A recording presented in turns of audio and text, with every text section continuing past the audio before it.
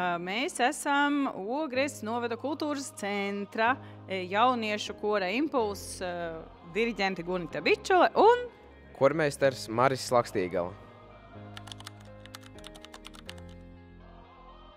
Tātad pagājušās sezonas tāds spilgtākais notikums, kas mums arī ir palicis prātā un arī diezgan tāds priecīgs mūsuprāt, ka mums izdevās. Mēs piedalījāmies starptautiskā konkursā Riga Sings, kas notika Rīgā un ieguvām zelta diplomu. Jā, tad mums plānā sezonas pirmais koncerts ir plānots 9. novembrī. Tas būs Emīla Dārziņas jubilejas koncerts, kur mēs piedalīsimies kopkorī. Pēc tam nākamais koncerts, kas būs 6. decembrī, tas būs mūsu Ziemassvētku koncerts, tātad laipni aicināts 6. decembrī Ogres kultūras centra mazajā zālē, kur piedalīsies ne tikai koristi, bet arī jau jaunā paudzīte, jau jaunās atvasītes. Tālāk nākošā gada sākumā ir plānots veidot sadraudzības koncertu ar Rīgas Tehniskās universitātes jaukto kori Vivere.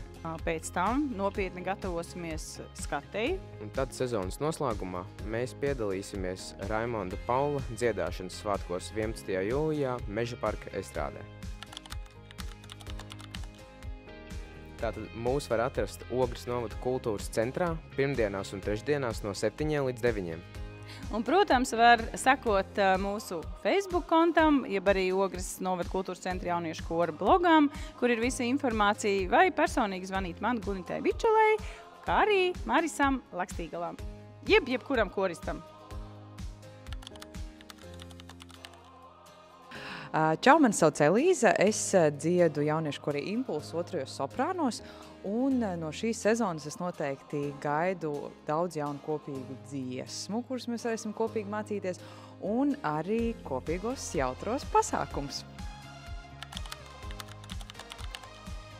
Mani sauc Dāvis, es korī dziedu jau 13 gadus, un man korī visvairāk patīk kora pirtis un dažādi ārpus kora pasākumi. Mums ir ļoti laba tradīcija katru gadu pirms Ziemassvētkiem cept pīparkūkas, kuras mēs arī pēc tam dalām koncertu skatītājiem.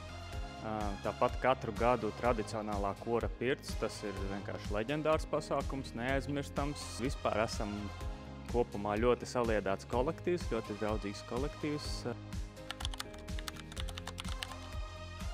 Čau, esmu Kristiāna. Es šogad šeit sāku dziedāt, un man jau patīk. Domāju, ka tev arī ir jārunāk.